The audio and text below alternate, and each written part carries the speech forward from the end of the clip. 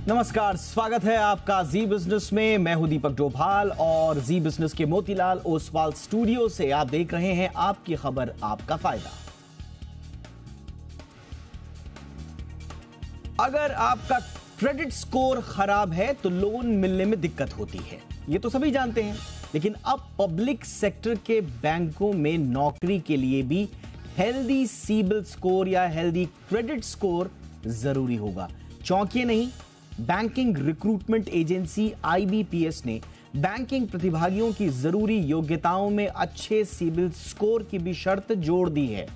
यानी जिनका CIBIL score 650 से कम होगा उन्हें नौकरी नहीं मिलेगी। आज हम इसी मुद्दे पर चर्चा करेंगे, समझेंगे कि सिबिल का बैंकिंग जॉब से आखिर क्या कनेक्शन हो सकता है, आईबीपीएस ने ऐसा क्यों किया। प्रतियोगी छात्रों की कोई बड़ी फाइनेंशियल हिस्ट्री नहीं होती, ऐसे में इन्हें सिबिल के दायरे में लाना कितना तर्कसंगत है, हम इस पर भी बातचीत करेंगे। तमाम पक्षों को समझेंगे खास मेहमानों से। पहले ये रिपोर्ट देखिए।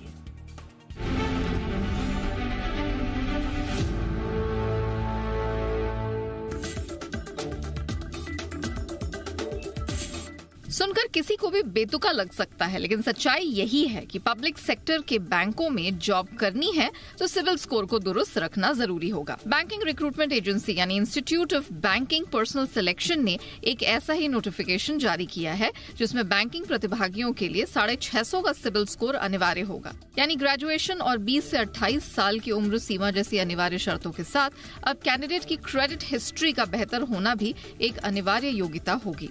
आपको बता दें कि आईबीपीएस जिन पब्लिक सेक्टर बैंक्स के लिए परीक्षा आयोजित करता है उनमें स्टेट बैंक ऑफ इंडिया शामिल नहीं है। रिक्रूटमेंट एजेंसी आईबीपीएस ने अपने नोटिफिकेशन से साफ किया है कि परीक्षा की सभी बाधाएं पार कर लेने के बाद अगर कोई कैंडिडेट किसी बैंक में खाता धारक है तो ज्वाइनिंग के दौरान उसे अपना सिबिल स्टेटस देना होगा। अगर वह ऐसा करने में नाकाम रहता है तो उसे बैंक की तरफ से इस बाबत नो ऑब्जेक्शन सर्टिफिकेट प्रोवाइड करना होगा कि उसके अकाउंट से जुड़ा कोई बकाया उस पर नहीं है। अगर वह एनओसी देने में नाकाम रहता है तो उससे ऑफर लेटर वापस लिया जा सकता है या रद्द किया जा सकता है। हालांकि बिना बैंक खाते वाले कैंडिडेट्स को अपनी सिबिल स्थिति देने से छूट दी गई है। लेकिन आज के दौर में प्रतियोगी परीक्षार्थी है तो निश्चित तौर पर उसके पास अपना बैंक अकाउंट भी जरूर होगा। आईबीपीएस की इस शर्त ने तमाम कैंडिडेट्स की चिंताएं बढ़ा दी हैं। अब सिविल स्कोर की अनिवार्यता संबंधी शर्त में पेच क्या है, उस पर बात करते हैं। फाइनेंशियल लेन देन नहीं के बराबर होने पर या किसी तरह का लोन नहीं लेने पर भी सिबिल स्कोर बहुत अच्छा नहीं होता। तो फिर इस दायरे में नौकरी तलाश रहे लोगों को क्यों लिया जा रहा है जबकि वो खुद पैसे नहीं कमा रहा है। तो किसी भी कैंडिडेट से ज्वाइनिंग के दौरान उससे कैरेक्टर के साथ साथ इस बात को लेकर एनओसी ली जाती है कि उस पर कोर्ट में किसी तरह का कोई केस तो नहीं चल रहा है। अगर चल रहा है तो इसका पूरा ब्यौरा देना होता है। उसकी योग्यता संबंधी सभी दस्तावेजों की पूरी जांच होती है। ऐसे में सिबिल स्कोर की ऐसी कौन सी जरूरत है? फिलहाल तो ये शुरुआती चरण है। प्रतिभागियों पर इस तरह की शर्तें थोपने से निकलने वाले परिणाम को देखना होगा।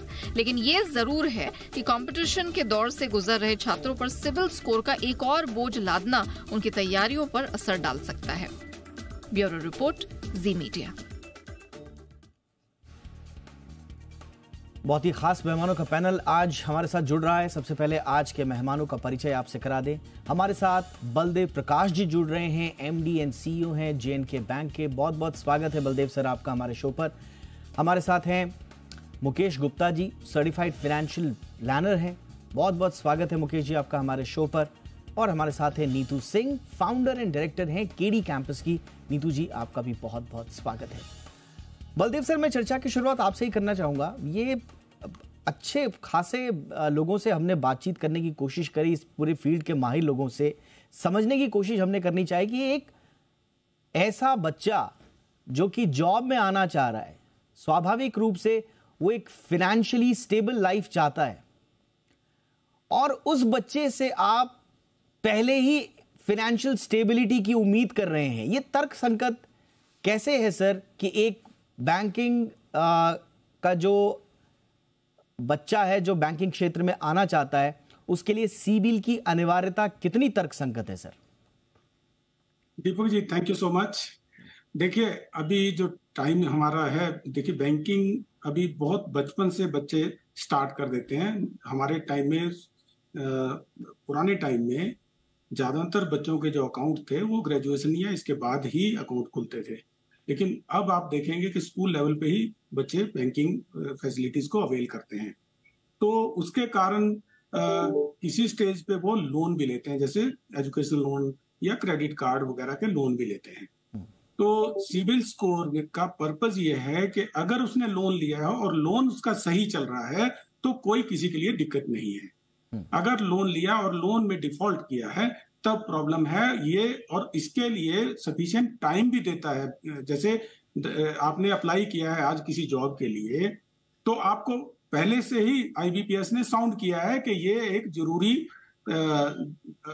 कंडीशन है, और आपको सिलेक्शन तक टाइम दिया गया है कि अगर आपका कोई लोन है, आपका सिविल स्कोर खराब है या 650 या इससे नीचे है, तो आपके पास एक अपॉर्चुनिटी है उसको ठीक। बट अगर सिर्फ लोन रीपेमेंट ही चेक करना है बलदेव सर, तो फिर सीधा उसका खाता ले लीजिए, उसकी डिटेल्स ले लीजिए, क्योंकि सिबिल स्कोर के खराब होने के तो और भी जरूर जरिए हैं। ऐसे में उस पर यह अनिवार्यता डालना, अगर आपको सिर्फ यही देखना है कि इस बच्चे ने लोन लिया है और उसको चुकाया है या नहीं, तो खाता उसका नंबर लीजिए, चेक कर लीजिए, तो बहुत आसान है। देखो आजकल जो कंसोलिडेशन है ना लोन्स की, अलग अलग बैंक में अलग अलग हो सकता है, वो काफी डिफिकल्ट होता है जहां स्प्रेड आउट जहां पे हो। सिबिल एक ऐसा प्लेटफॉर्म है जहां पे कंसोलिडेटेड इंफॉर्मेशन आपको मिलती है। तो मुझे लगता है कि सिबिल एक ज्यादा सहूलियत है बैंक के लिए भी और कस्टमर के लिए भी। तो इसीलिए सिबिल के स्कोर के ऊपर अभी डिपेंड करते हैं। आप देखिए आज किसी भी कस्टमर को अगर लोन लेना तो सिबिल स्कोर के ऊपर ज्यादा डिपेंडेंसी होगी। नहीं, बट देखिए sir, possible reasons for CIBIL defaulters जो होते हैं उस पे हम देख रहे थे क्या क्या होते हैं। Inability to repay education loan, ठीक है, हमने मान लिया जो आपका इंपॉर्टेंट क्राइटेरिया है। Lack of employment opportunity, sir ये एक बहुत बड़ा इंपॉर्टेंट फैक्टर है। किसी बच्चे के पास एम्प्लॉयमेंट ही नहीं है, लैक ऑफ एम्प्लॉयमेंट अपॉर्चुनिटी है, इसकी वजह से भी उसका सिबिल स्कोर खराब होता है, क्योंकि वो स्वाभाविक रूप से फाइनेंशियली वो मैनेज नहीं कर पाता है चीजों को। तो एक बच्चा जिसके पास एम्प्लॉयमेंट ही नहीं है, उसे इस आधार पर कैसे नौकरी से वंचित किया जा सकता है कि लैक ऑफ एम्प्लॉयमेंट अपॉर्चुनिटी की वजह से उसका सिबिल स्कोर खराब है? सर देखो दीपक जी, जनरली जो एजुकेशन लोन होते हैं उसकी रीपेमेंट जब कोर्स कंप्लीट कर लेता है बच्चा और उसके बाद स्टार्ट होती है, तो उसके बाद उसको कुछ टाइम भी मिलता है ताकि वो कुछ जॉब करे और उसके बाद उसका एजुकेशन लोन का रीपेमेंट स्टार्ट करे। तो मुझे लगता है कि ये एक फाइनेंशियल डिसिप्लिन सर देखिए अभी, यस सर, कैलकुलेट करने की एक yes sir, yes sir. Baldev sir आप मुझे माफ भी करेंगे कि मैं बीच बीच में आपको टोक रहा हूं, क्योंकि सबसे ज्यादा सवाल आपसे ही पूछने हैं, क्योंकि क्लैरिटी आप ही से ज्यादा आएगी। मैं बाकी मेहमानों के पास भी चलूंगा। अभी कुछ दिन पहले हाई कोर्ट ने एक ऑर्डर पास किया था जिसमें उन्होंने कहा था कि आप सिर्फ इस आधार पर किसी बच्चे का एजुकेशन लोन नहीं रोक सकते कि उनका सिबिल स्कोर खराब है, या केरल का है अगर मैं सही हूं तो, और इस पर बाकायदा फटकार भी लगाई थी एसबीआई को। ऐसे कई मसले हैं जिसमें छोटी मोटी ह्यूमैनिटेरियन ग्राउंड्स पर नेग्लिजेंस की वजह से या बहुत ज्यादा नियमों पर, नियम कायदों का हवाला देकर बच्चों का लोन पास ही नहीं होता है।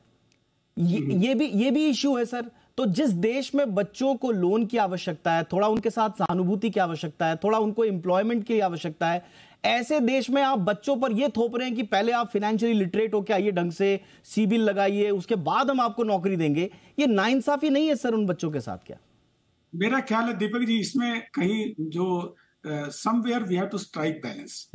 और इसमें देखिए ये भी सही है बात आपकी कि सिबिल उन बच्चों का जिनके पास कोई एम्प्लॉयमेंट की अपॉर्चुनिटी नहीं थी या जहां पे उसके पास कोई अर्निंग का फैसिलिटी नहीं था, उनको एजुकेशन लोन जनरली हम मना नहीं करते हैं। तो एजुकेशन लोन डिपेंड करता है कि उसको एडमिशन हुआ, उस कॉलेज में एडमिशन हुआ है या यूनिवर्सिटी में एडमिशन हुआ, उसके बेस पे उसको एजुकेशन लोन मिलता है।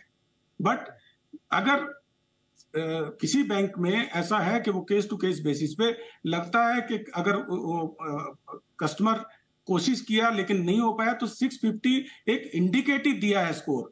650 से नीचे भी कुछ बैंक एक्सेप्ट कर सकते हैं और 650 एक ओवरऑल आईबीपीएस ने जो एक क्राइटेरिया रखा है वो सब बैंकों को मान्य है।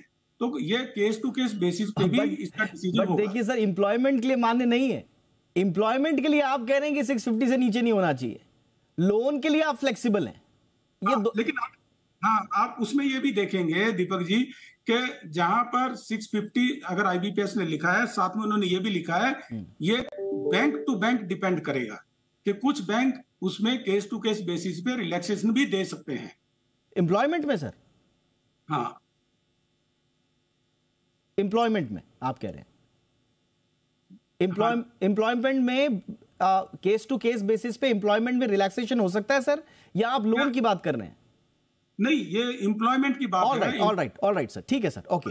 मैं अब आगे चलूंगा सर, मैं मुकेश गुप्ता जी के पास आना चाहूंगा। मुकेश गुप्ता जी, इसमें सबसे पहले तो आपकी प्रतिक्रिया और ये पूरा का पूरा इकोसिस्टम जो बैंक्स ने बनाया है अब भर्ती का, इस पर आपका क्या कहना है सर?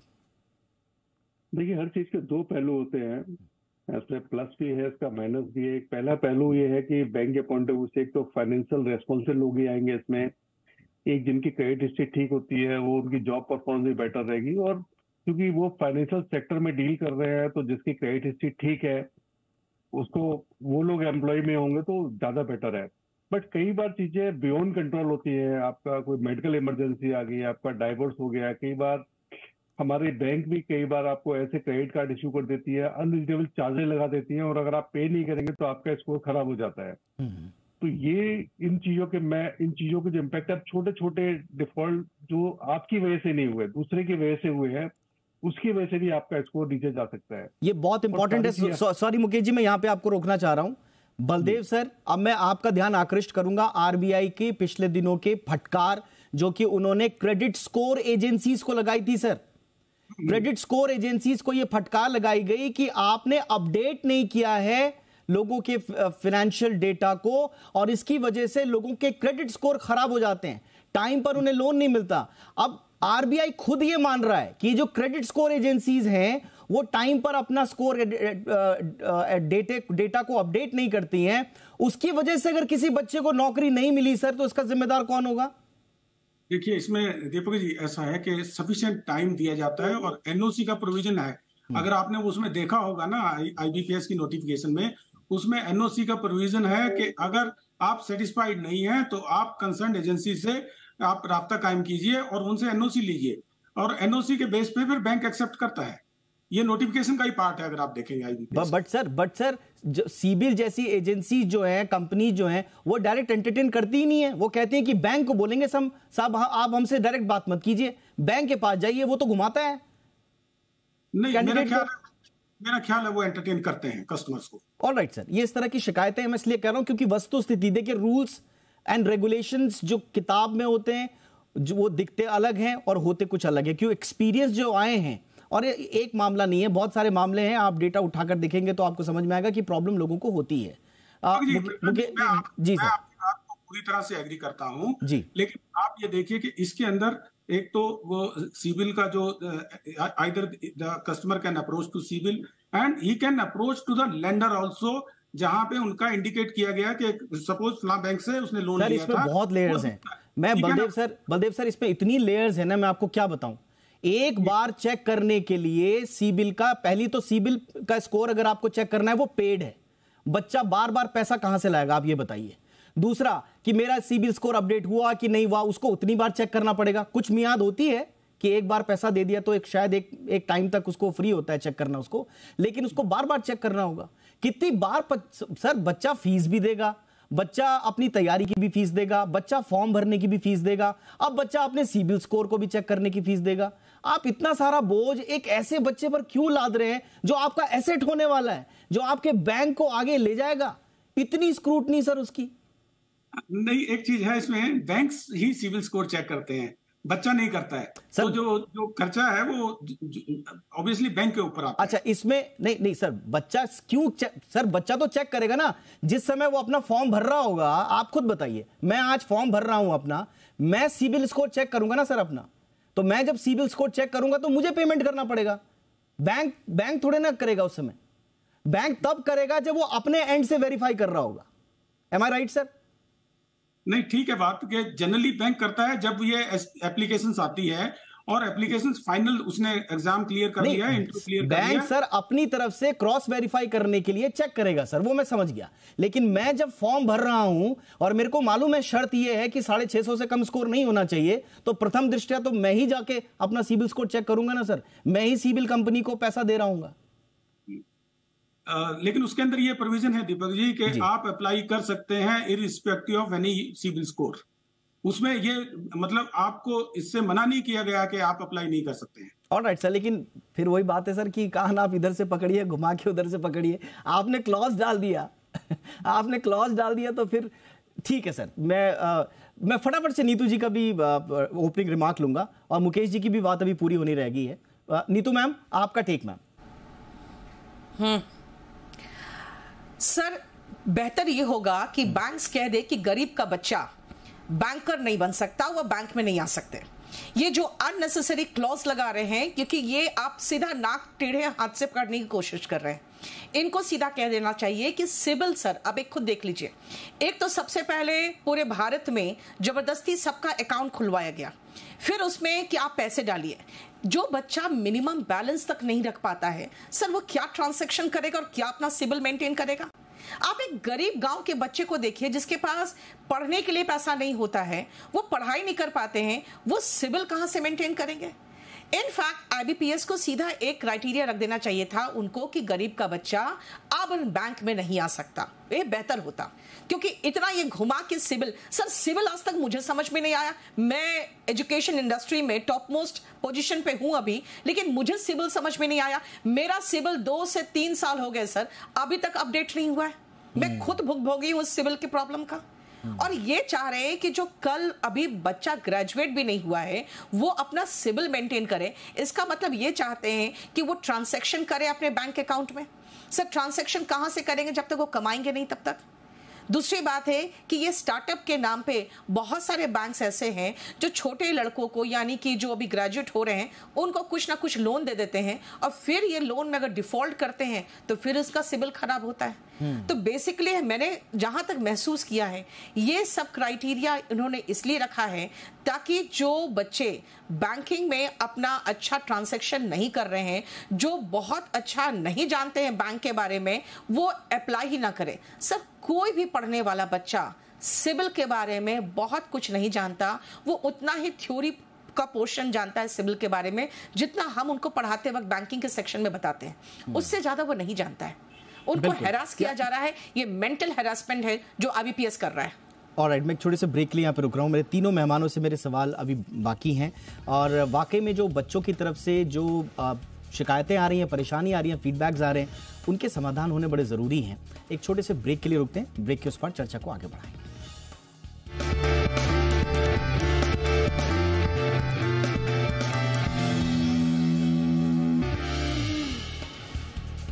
तो चर्चा को आगे बढ़ाते हैं। आज का हमारा टॉपिक यही है कि बैंक में अगर आपको नौकरी चाहिए तो उसके लिए आपका सिबिल स्कोर दुरुस्त होना चाहिए। जो कैंडिडेट्स हैं, बैंकिंग की तैयारी करने वाले बच्चे हैं, उनको ये बात हजम नहीं हो रही, उनको समझ में नहीं आ रहा है कि ऐसा हमारे साथ ये एक शर्त क्यों लगा रहे हैं। हालांकि बहुत सारी चीज़ें क्लियर भी हो रही हैं इसमें, जैसा कि अभी हमारे मेहमान बलदेव सर ने बताया कि इसमें कोई आप अप्लाई नहीं कर सकते ये वाली बात नहीं है, आप अप्लाई कर सकते हैं, बैंक उसको केस टू केस बेसिस पे कंसीडर भी कर सकता है। ये भी एक क्लैरिटी इस शो के माध्यम से आई है। मुकेश जी, मैं अब आपके पास चलूंगा। आप जो इंपॉर्टेंट पॉइंट कह रहे थे और उसमें मैंने जो बात भी कही कि आरबीआई ने खुद पिनलाइज किया है क्रेडिट इन्फो कंपनीज को, उन पर करोड़ों का जुर्माना ठोका है कि वो ठीक से अपना डेटा मेंटेन नहीं करती। तो इस तरह की बातें जो कभी कभी बैंक की तरफ से, कभी कभी क्रेडिट एजेंसियों की तरफ से, इन्फो कंपनीज की तरफ से जो गड़बड़ हो जाती है, वो क्रेडिट स्कोर अगर खराब हुआ तो उसका जिम्मेदार कौन होगा, ये क्लैरिटी नहीं है सर। नहीं, क्रेडिट स्कोर का बहुत बड़ा प्रॉब्लम है। एक आपका चेक, एक आपकी बाउंसिंग या एक डिले होना भी आपके क्रेडिट स्कोर को काफी नीचे ले आता है। कई बार जेन्युइन रीजन भी होते हैं आपकी वजह से या दूसरे की वजह से। अगर आपने देखा हो इतने जो चाइनीज लोन वाले स्कैम जो चल रहे थे, जिसमें आपका सीधे सिंपली आपके अकाउंट में उन्होंने पैसा ट्रांसफर कर दिया है एक ओटीपी की बेस पे, और अगर आपने उसको पे नहीं किया तो वो भी आपका सिविल स्कोर खराब करता है। तो ये बेसिकली आपको देखना होगा, ये it can be one of the factor कि आप बहुत सारे फैक्टर में से आपको एक ये फैक्टर है कि कोई हैबिचुअल डिफॉल्टर तो नहीं है। लेकिन केवल सिंगल क्राइटेरिया लेना कि 650 से नीचे है तो उसकी एलिजिबिलिटी नहीं बनती।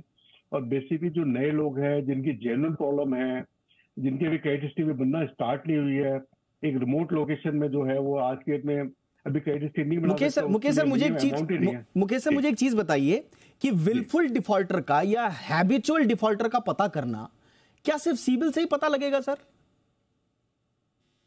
नहीं, कंसोलिडेशन तो सारा डेटा आपको वहीं से मिलेगा, नहीं तो वो अलग अलग अकाउंट होते हैं। तो बट वहां पे आप देख सकते हैं कितने लंबे से टाइम से आउटस्टैंडिंग कई बार आपके बहुत छोटे अमाउंट पे भी आपका सिविल स्कोर खराब हो जाता है और जिसमें आपकी प्रॉब्लम नहीं होती है। अभी तो आरबीआई ने थोड़ा बंद कर दिया है, पहले वो अपने आप ही क्रेडिट कार्ड इशू कर देते थे, आपने अप्लाई किया नहीं कि आपने ओवर द फोन उन्होंने एक आपसे कंफर्मेशन लिया और उन्होंने आपको इशू कर दिया और आपने उसके चार्जेस पे नहीं किया, आपका वो डिफॉल्टर में आ गया आपने इसमें, जबकि आपने वो क्रेडिट कार्ड यूज भी नहीं किया है। तो ऐसे ही बहुत सारे केसेज हुए, आरबीआई ने कई बार उन पर पेनल्टी भी लगाई है बैंक के ऊपर। बट जब मामला जॉब का है तो ये एक छोटा सा पॉइंट बहुत बड़ा बन सकता है, तो यहाँ पे ध्यान देने वाली बात है। और कई जॉब ऐसे होते हैं जिसमें उनको सिविल की जरूरत नहीं है, जैसे फाइनेंशियल बैंक वाले जॉब में भी सारी जगह आप लोन सैंक्शन नहीं कर रहे हैं, वहां ऐसे जॉब भी है जहाँ पे आपको इस स्कोर की जरूरत नहीं है। तो जो रिलेवेंट फंक्शन है, जॉब फंक्शन है, उसके उसी के लिए इसको रखें और इसको एक वन ऑफ द क्राइटेरिया बनाए, इसका वेटेज थोड़ा कम कर दें, बहुत प्राइम वेटेज ना दे कि अगर आपका सिविल खराब है तो आपको जॉब मिल नहीं सकता। तो ज्यादा बेटर है। बिल्कुल बिल्कुल, ये बड़ी बलदेव सर, क्या मैं ये आपकी बातों से जो मुझे लग रहा है, क्या मैं स्थिति को इस तरह से उसका अंदाजा लगाऊं कि एक कैंडिडेट आता है, सिबिल स्कोर खराब है, कोई बात नहीं, आप अप्लाई करो, अप्लाई करने के बाद अपना एग्जाम दो, एग्जाम क्लियर करो, उसके बाद जब इंटरव्यू में आमने सामने आपसे मुलाकात होगी तो आपसे पूछा जाएगा कि आपका सिबिल स्कोर खराब है, इसका आप उत्तर दे क्यों खराब है, और अगर वो सही उत्तर दे देता है या तो क्या उसको कंसिडर करेगा बोर्ड? क्या ऐसी स्थिति है सर जिसका मैं अंदाजा लगा पा रहा हूं? देखिए, मैं बिल्कुल ऐसा ही समझता हूं, क्योंकि ये केस टू केस, जैसा मैंने पहले बोला है, केस टू केस बेसिस पे ही डिसीजन होगा। अगर बियॉन्ड कुछ कंट्रोल, अगर कैंडिडेट के बियॉन्ड कंट्रोल कुछ चीज थी तो उसके ऊपर डेफिनेटली ड्यू वेटेज होगी। और एक दो चीज मैं और क्लैरिफाई करना चाहता हूं, मैडम का भी जो पीछे वक्तव्य आया, सिबिल डिपॉजिट्स के ऊपर एप्लीकेबल नहीं है, डिपॉजिट अकाउंट्स के ऊपर सिबिल स्कोर एप्लीकेबल नहीं है। और सिबिल स्कोर उन्हीं कस्टमर्स का ही खराब होता है जो एनपीए अकाउंट्स हैं, जो लगातार एनपीए अकाउंट्स चल रहे हैं, उन्हीं का ही सिबिल स्कोर खराब होगा। और उसके लिए भी बैंक सफिशिएंट टाइम देता है कि आप अगर नहीं रीपे कर पाए तो अभी रीपे कर लीजिए, तो उनको टाइम मिलता है एंड देन वो एनओसी लेके देन दे कैन कम और ज्वाइन कर सकते हैं। तो मुझे ऐसा लगता है कि ये इतना बड़ा मतलब चिंता का विषय नहीं है, इसको हैंडल किया जा सकता है। और मुझे जो बताया गया है, ये एक दो पब्लिक सेक्टर बैंक में, बड़े पब्लिक सेक्टर बैंक में ये क्राइटेरिया 2016 से है, वहां से कभी बड़ा इशू ऐसा हुआ नहीं है। आईबीपीएस ने इस बार ये फर्स्ट टाइम नोटिफाई किया है। नहीं, हम तो इतना ही गुजारिश कर रहे हैं आईबीपीएस से कि आप जो इस संबंध में जो केसेस हैं उनका स्टडी जरूर करें। हाई कोर्ट्स में जो केसेस हैं, इस मामले में जो सुनवाई आई है उनका संज्ञान लें। आरबीआई ने जो जुर्माना ठोका है चारों क्रेडिट इंफॉर्मेशन कंपनीज पर, उसका संज्ञान लें। और इस रूप में देखें कि हमेशा बच्चे की गलती के कारण ही, या वो विलफुल डिफॉल्टर है या वो हैबिचुअल डिफॉल्टर है, सिर्फ इस वजह से ही उसका क्रेडिट स्कोर खराब नहीं होगा, अन्य कारण भी हो सकते हैं। उसके पीछे जो क्रेडिट इन्फो कंपनी है वो हो सकते हैं, कई बार बैंक्स की ओर से लापरवाही हो जाती है, कई बार मिसअंडरस्टैंडिंग्स हो जाती हैं।